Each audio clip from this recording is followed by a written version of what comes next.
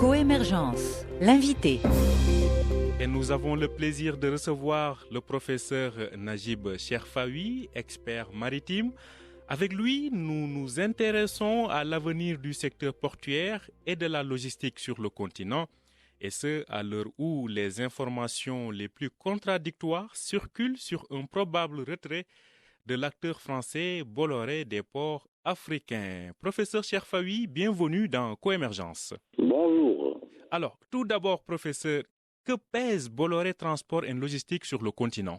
En fait, il y a un double poids, c'est-à-dire il faut aussi dire que représente le continent pour Bolloré, et ensuite que représente Bolloré pour le continent. Il y a deux choses. D'abord, Bolloré, le continent, pour Bolloré, c'est la mer nourricière. Disons, c'est la totalité de ses revenus proviennent de l'Afrique du golfe de Guinée, c'est-à-dire de l'Afrique de l'Ouest. Maintenant, quel est le poids de Bolloré dans l'Afrique? Pour le comprendre, il faut se situer autour de la population. Quand on considère la population actuellement desservie par le groupe Bolloré, ça concerne 100 millions de personnes. Alors que l'Afrique, c'est 1,5 milliard, disons 1,4, disons 1,5 milliard d'habitants. Donc voilà, disons qu'il représente 10%. Alors, voilà son poids. Voilà. Donc environ 10%. Alors, si départ il y a, Bolloré n'est-il pas en train d'anticiper l'arrivée d'autres acteurs plus puissants dans le secteur du fret maritime, notamment les fameux 3 alliances qui dominent ce secteur? Effectivement, vous avez tout à fait raison. C'est une déferlante qui arrive et c'est le moment pour lui de se désengager sans perte et en essayant d'obtenir la meilleure offre possible. Ce qui est tout à fait c'est un bon comportement, c'est un bon positionnement. Voilà, je trouve que c'est une bonne idée que Bolloré, à ce moment-là précis, fasse ce virage. Alors justement, si départ il y a encore une fois, parce que je rappelle qu'il y a pas mal quand même de contradictions, Bolloré ne veut pas trop parler, certains de ses lieutenants démentent, mais d'autres informations confirment qu'il y a bien des tractations. Mais si départ il y a aujourd'hui, qui seront les remplaçants ou peut-être les acquéreurs de Bolloré sur le continent? Alors pour le comprendre, il faut aller à l'est, parce que lui il est à l'ouest, c'est-à-dire le golfe de Guinée. Bolloré dans le golfe de Guinée et à l'ouest. Alors pour le comprendre, il faut aller à l'est. Et à l'est, on trouve donc Dubaï et la Chine. À l'est, il y a le Kenya, la Tanzanie, et la Corne de l'Afrique, l'Éthiopie. L'Éthiopie, c'est 100 millions d'habitants. Qui est un pays continental, au passage. Oui, continental, enclavé. Et donc, il y a un pont à construire et un pont logistique. Bolloré n'a pas l'énergie suffisante pour atteindre l'Est. Et l'Est a l'énergie suffisante, a la force, a le souffle suffisant pour atteindre l'Ouest.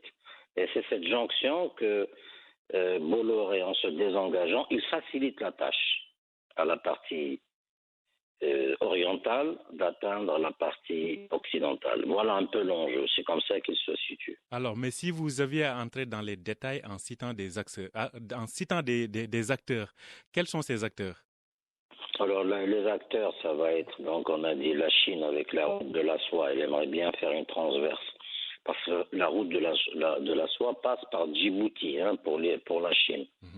Alors, ça c'est clair. Quand je dis la Chine, je dis COSCO, pour parler de la partie maritime, à laquelle fait partie donc CMA-CGM. Et on a déjà donc là la première alliance. Alors la deuxième alliance, elle est prise de court, c'est-à-dire Maersk, et la troisième alliance qui est donc Hapag-Lloyd. Ces trois-là sont pris de court.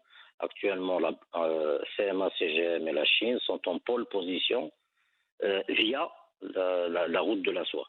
Voilà un peu en gros le schéma qui se dessine aujourd'hui. Professeur Cherfaoui, je rappelle que vous êtes expert maritime. Alors dans ce contexte, quel avenir voyez-vous pour le secteur du transport logistique en Afrique? Le transport logistique, il passera forcément par le transport maritime.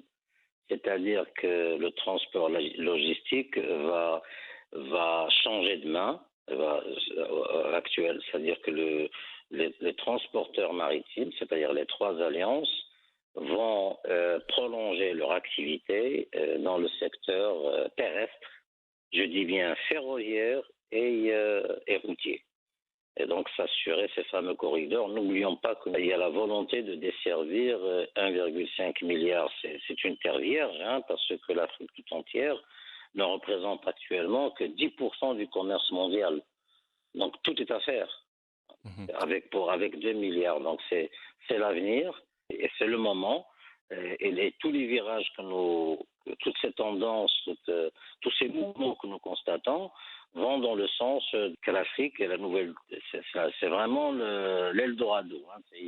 Tout est à faire et c'est tant mieux. C'est tant mieux que ça se passe en Afrique, pas très loin du Maroc.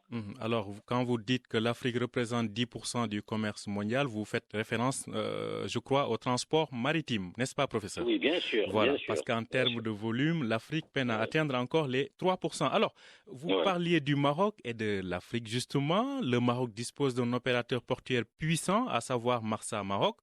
Il y a quelques années, Marsa Maroc avait tenté de se positionner sans succès au Cameroun dans le port de Kribi. Pensez-vous qu'il lui est toujours possible de jouer dans cette compétition? C'est-à-dire qu'il faut rappeler une chose qui est très importante. C'est que Marsa Maroc, aujourd'hui, elle est dans une logique de monopole. Voilà. Et elle doit absolument sortir de cette logique pour entrer dans une logique de prise de risque. Un risque maîtrisé, bien sûr, et calculé, et équilibré. Donc l'idée pour Marsa Maroc, c'est d'avancer dans une logique maritime. Alors toute seule, elle ne peut pas y arriver. Alors globalement, l'Afrique a besoin d'engrais et le Maroc est tout à fait positionné. C'est-à-dire les besoins de l'engrais pour l'Afrique, c'est à peu près, disons, à moyen terme, c'est 100 millions de tonnes. Aujourd'hui, on est à 20 millions de tonnes. À peu près, il faut arriver à 100 millions de tonnes. Il faut multiplier ça par 5. Et le Maroc a les moyens. Et il a tout ce qu'il faut pour le faire. Et Marsa Maroc, en joint venture avec l'OCP, peut développer une flotte qui aura donc du Maroc, on enverra l'engrais. Et donc, Marsa Maroc est assuré du marché. À l'arrivée, c'est Marsa Maroc qui traite, puisque c'est l'OCP qui livre et qui va acheminer tous les engrais là où il faut, dans toute l'Afrique. L'OCP a une ambition Afrique totale. Bien sûr. Il y a pas, oui. Et alors, donc, je vois un bon avenir à la condition que Marsa Maroc change de mentalité. Et voilà, je viens de donner la recette, Je viens de donner la recette de faire un repositionnement stratégique, de changer de stratégie, et au lieu de rester dans la manutention en forme de monopole qui est une sorte de rente, et au lieu de gérer, disons, le portefeuille et puis l'actionnariat, de passer à une gamme qui est celle d'un produit stratégique. Le navire est un produit stratégique pour le Maroc. On doit avoir des navires, on doit avoir une flotte stratégique. Et voilà l'occasion de le faire, une occasion en or, puisque tout le monde est en train de s'y mettre. Alors, nous avons le devoir, à travers Marsa Maroc, de faire cet effort de participer au développement de l'Afrique. Merci à vous, professeur Najib Cherfaoui. Je rappelle que vous êtes expert maritime et vous étiez au téléphone avec nous depuis Casablanca. Grande gentillesse et c'est un honneur. Merci monsieur. Honneur partagé.